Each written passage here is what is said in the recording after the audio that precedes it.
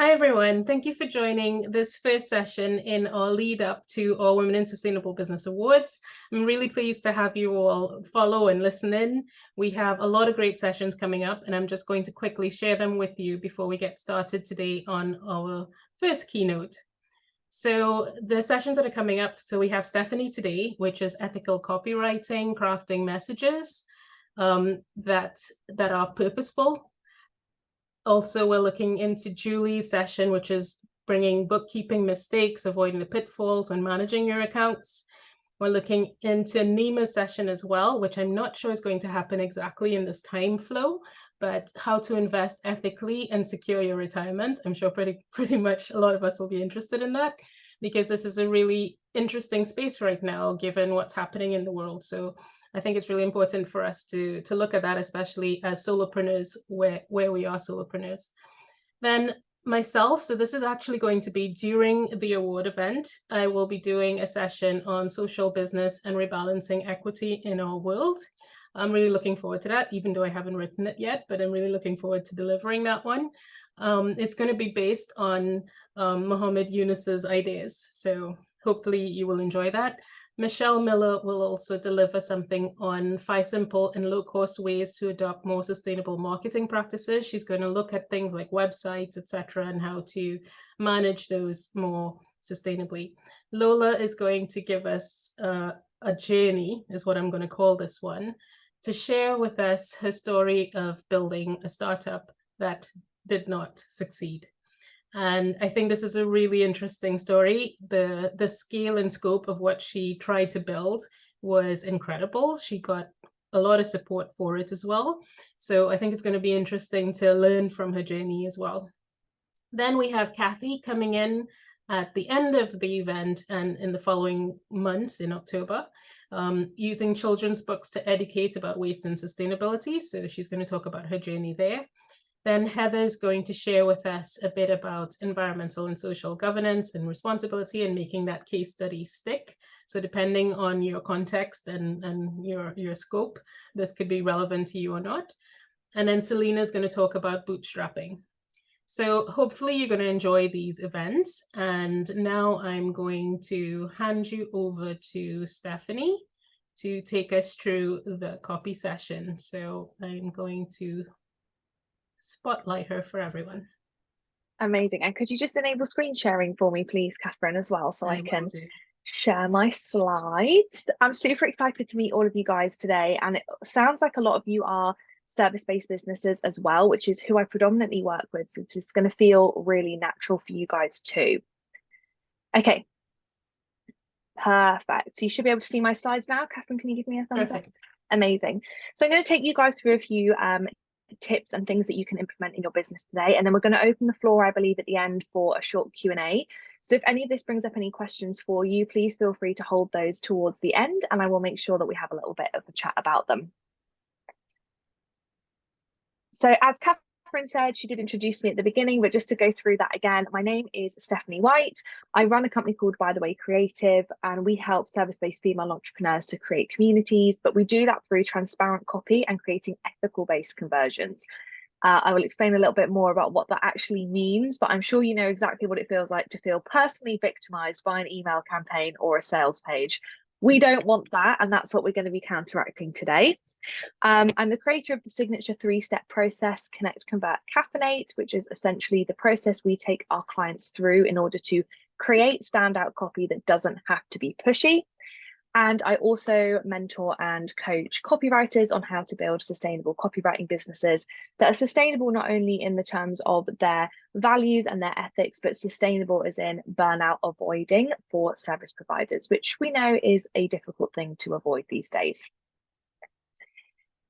You are 100% in the right place today if these 3 things ring true for you.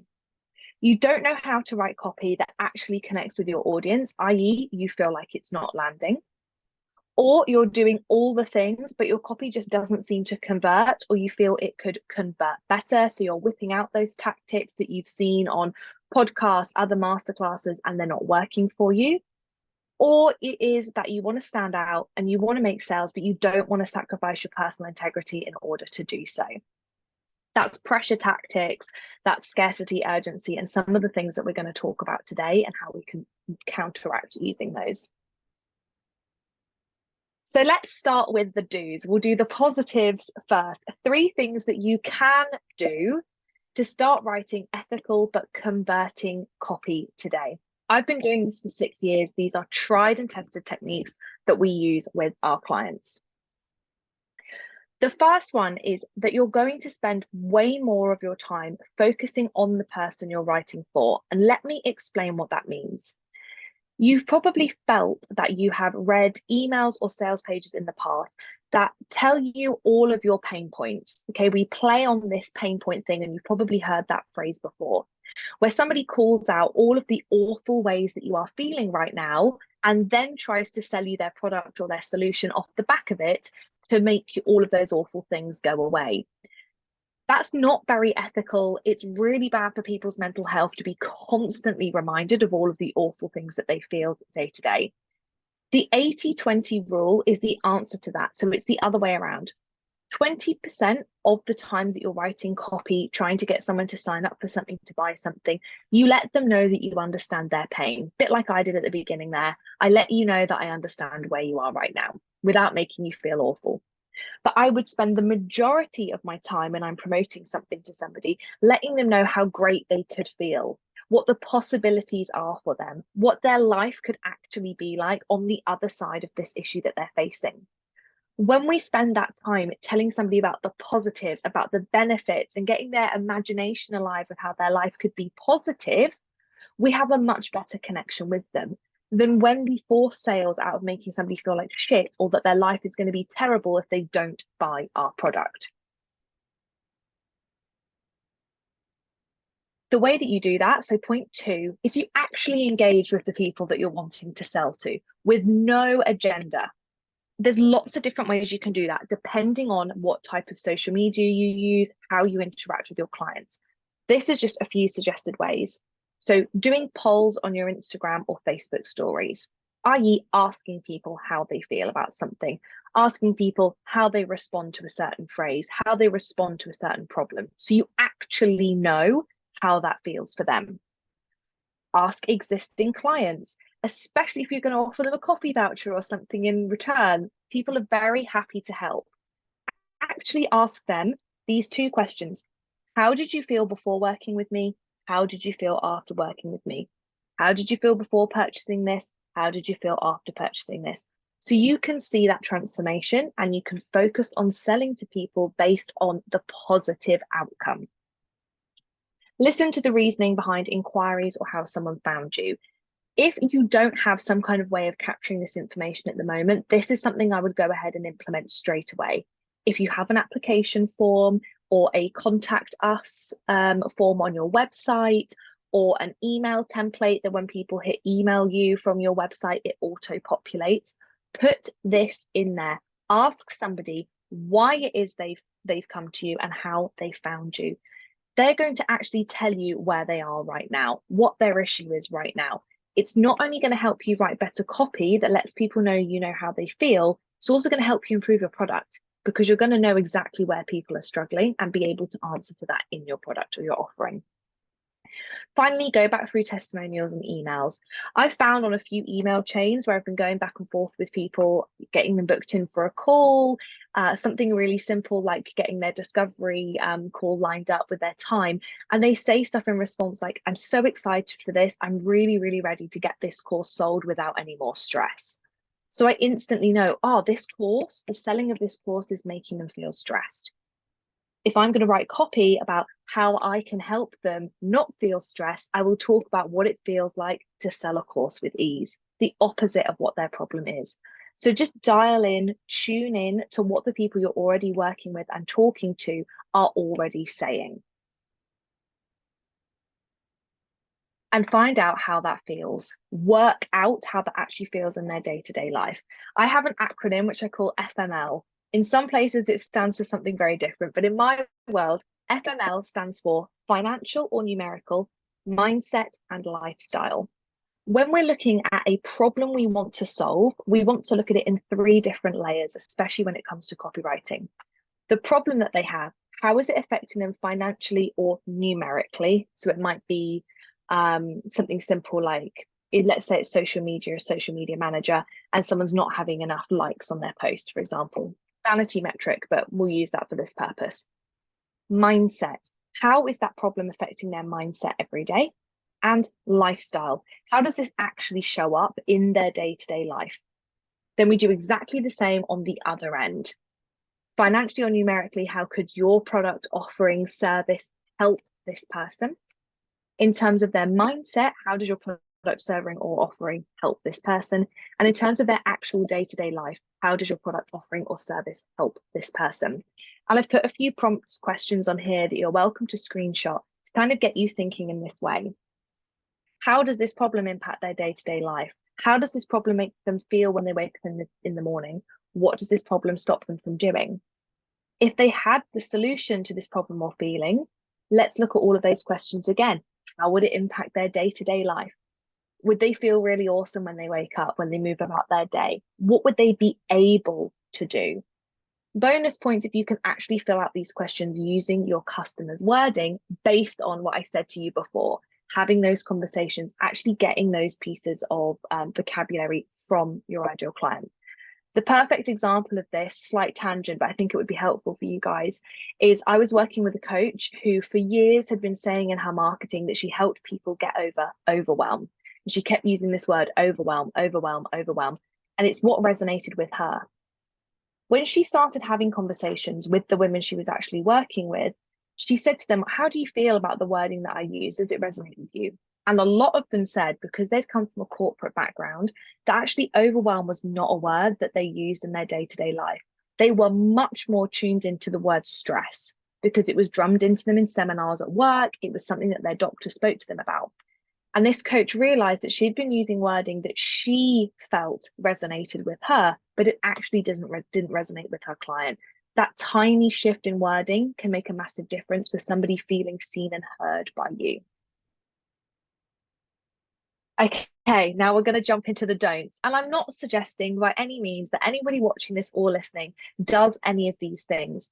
However, if you spend even a small amount of time on TikTok or following certain types of marketers on Instagram, you're going to be persuaded that these are the things that you need to do in order to make sales. And I'm going to assure you that they're not and explain why. Thing number one, I alluded to it earlier, but making people feel like shit.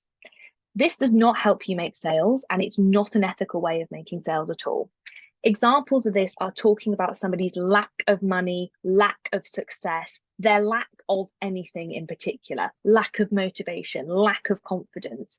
All you do is put that person even deeper into that state of feeling unhappy. That's not the kind of state that anyone needs to be in to get out their credit card and purchase something. Inducing guilt and negativity. Now, in the sustainable space, this can be done really easily by accident. There are some really awful statistics about kind of the waste that we produce, what is happening in the world, and they are really hard hitting and they are really important. But if you very heavily lean on all of the negatives in your marketing, you know, such and such crime has gone up by this amount, the temperature is set to boil us all by 2030. Although it's true, it doesn't put somebody in a place of feeling helpful, more helpless. So forcing people into that space of negativity is not a positive thing for getting them to take action, for inciting any kind of motivational movement. And finally, focusing on pain points.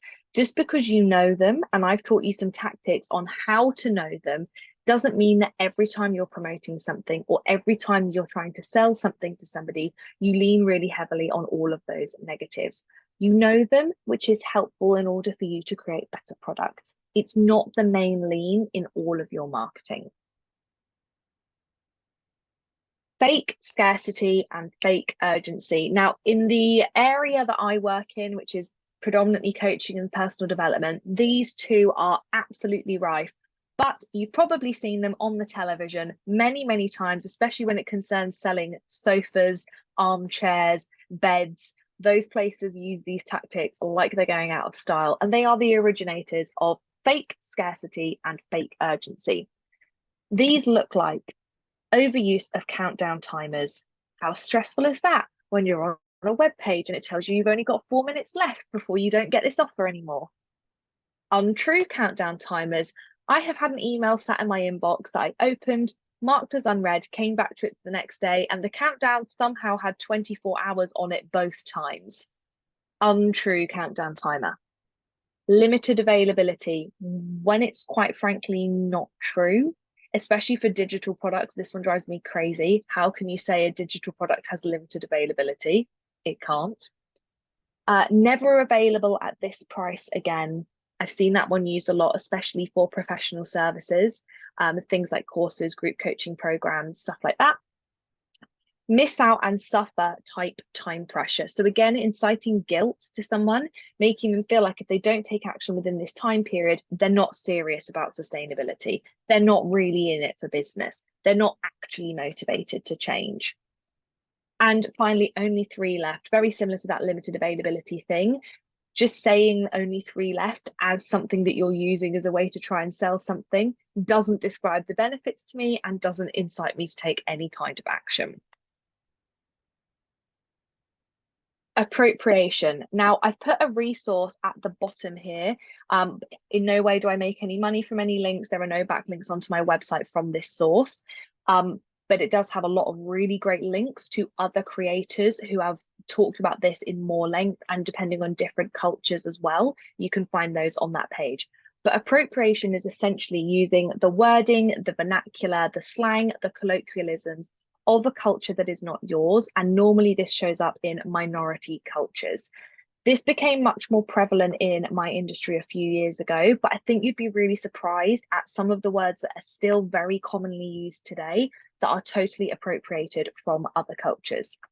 So that link at the bottom has a list. It's not an exhaustive list, but there are about 5 other links to other resources that you can jump on and have a look at. This shows up a lot in the coaching world with terms like sis, yas, queen. It's more in the colloquialisms and in the kind of casual slang language that people use online, but it is something to just keep an eye out, especially when you're using social media and trying to be friendly and approachable. Just ensure you're not doing that in a way that is appropriating another person's culture. So the golden rules of good copy ethics for me to leave you guys with today, and you are welcome to screenshot this too. Never lie. Always just tell the truth. It's a really, really easy one, but in marketing, sometimes we're led to believe that little white lies or bending the truth is okay. And it's actually not. It's illegal in most cases, not that many people get called out for it. Fact check yourself before you post, just like you would if you were using a junior writer. 80-20 rule. Like I said, pain point selling is lazy and manipulative. Spend more time focusing on the positives and the benefits of your product, offering, or service. You guys are listening to this because you have a world-changing product, offering, or service. Which leads me to my final point, be you. You are a good person. If something feels inauthentic for you to say, or it feels forced for you to write it, that's probably because it's not something you should be using. If it doesn't feel natural to you and it makes you feel uncomfortable, don't use it. That's probably exactly the way that it's going to feel to people on the other end. Those are my tips for you today, my 3 do's and my 3 don'ts on writing ethical copy. You're probably going to have keen bean eyes out now and noticing lots of places where this isn't happening. Perhaps you'll even notice it on the television now too.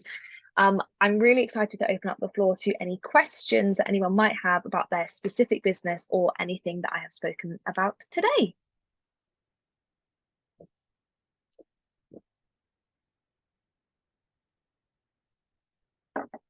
I'm going to start with a question while everyone thinks about their questions, just to help the situation out. So I noticed today 2 really interesting pieces of copy, and I was wondering if it's a new trend and a way to think about it as well. So sorry to spring this one on you. No, I love a sprung on question. So one of them was a person who does an event, an award event or a celebration type event. It's an in-person event, and they did a post talking about how much money they lost doing the event and that they're doing it again despite losing all of this money, because they still think it's a good thing to do, right? So it's a sustainable event. So I thought it was interesting because it made me read it. Like when he talked about losing £40,000 on this event, it made me want to find out more about it. And then, you know, he went through all the process, everything that he does, and it was really full transparency. So I don't know if that's a trend that you're seeing coming up more, or and what you think about it as a tactic. I don't know how beneficial it has been for him. Yeah, I'd be interested to know how beneficial it's been for him. Definitely in the coaching industry, it's done as a kind of antidote to a lot of this personal development marketing, which is, you know, make 5K months, make 10K months, make a 6-figure years. Or I noticed a few years ago, it was very popular to say you were a 6-figure whatever. And now I see 7-figure, oh, I'm a 7-figure this and a 7-figure that. So it's kind of the antidote. From personal experience, it has worked incredibly well. I used that kind of messaging when I was promoting my mastermind. So I've been in business for 6 years, and I help copywriters now to kind of shortcut those first 4 years. And I printed my profit and loss reports for the first 4 years of running my business, and I actually published those as part of the promotion for the mastermind, basically explaining I spent 4 years making a mess, and you could benefit from my mess. If you would like to, this is what you could skip. So yeah, financial transparency is a great one that I've seen. In service providers that have tangibles, I've also seen screen recordings of the back end of like someone's email marketing software or their ticket sign up platform or whatever, to prove that what they're saying on social media or in emails is actually true. And it's an antidote to just how much lying there is in marketing. So it's a good tactic. Yeah. And then the other interesting one that I saw is another reverse psychology one. So this one was brilliant. It was a story about, okay, you don't want to switch to an EV. What if EV was the standard technology and someone was trying to sell you a petrol car? So then Okay. it went into, you know, like, are petrol cars the new thing? And it went into all the things that could be ridiculous about a petrol car. Like, it was really, really well done. I think Laura's is clapping because probably she's seen it too. And I thought it was so witty and cute. I mean, I don't think it was factually 100% correct, but it was tongue in cheek. So yeah, I don't know if we should be moving to this kind of thing, or what are your thoughts? Humor is always going to cut through the noise. Funny puns, fun acronyms, stuff like that, they're always going to cut through the noise. And especially because, again, it's an antidote. You notice these trends doing well when they're an antidote to something else. So that fun, frivolous, kind of feels trivial but has a real point to it type marketing is the antidote to this very heavy pain point lead. Where people are constantly talking about the negatives.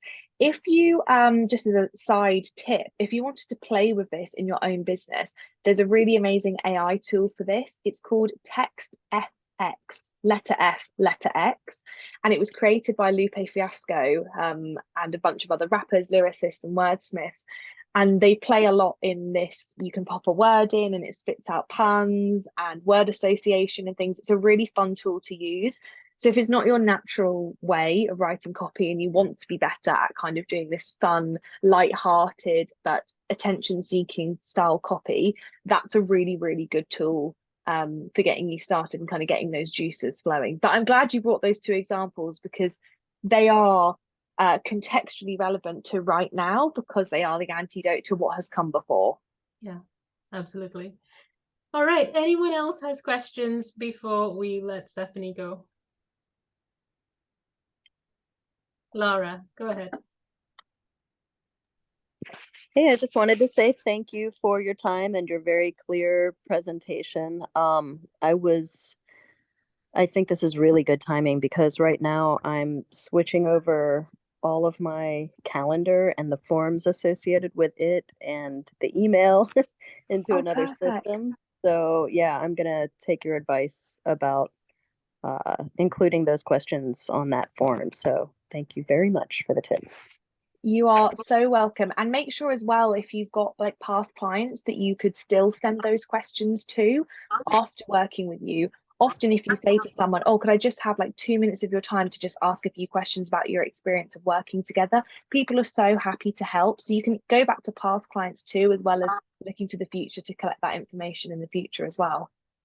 Yeah, that's something I definitely need to do more of because I keep track kind of how, what kinds of wins people are having and things that they are discovering and celebrating as we go through our projects together.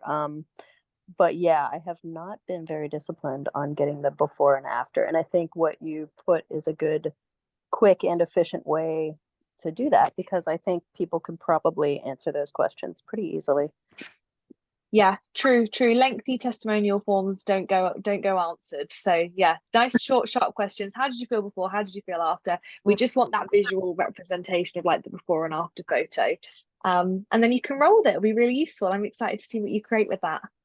Perfect. Thank you. Thank you so much. I hope you feel better soon as well. Thank you. Catherine, I think you're on mute, so I'm going to head over to Susan next.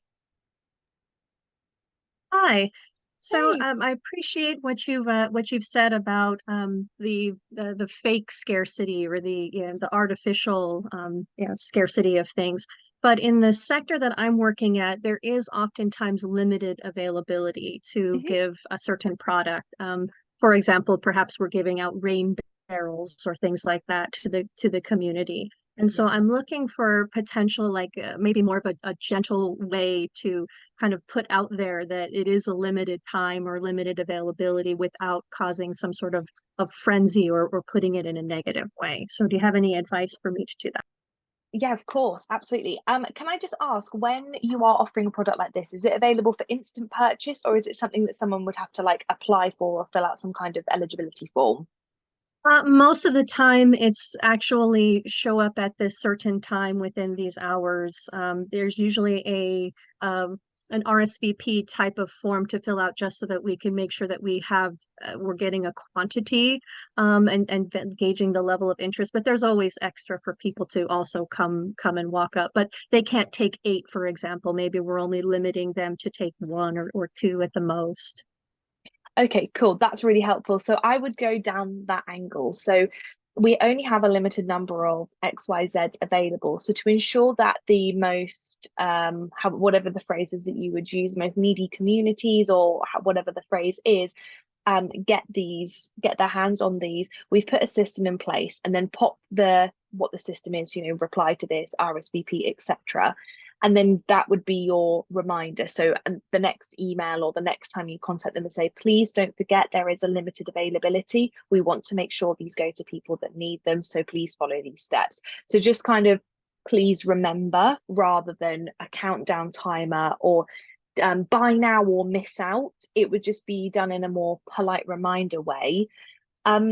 Also, the formatting of how you show that would be really great. So like I was saying, not using countdown timers, but perhaps that piece of information is in a different color box on the email. So it's politely put across, but it is in a way highlighted so that someone doesn't look at it and go, oh, I'll respond to that later. They need to take action on it now. So just a polite ask is how I would do it in your situation.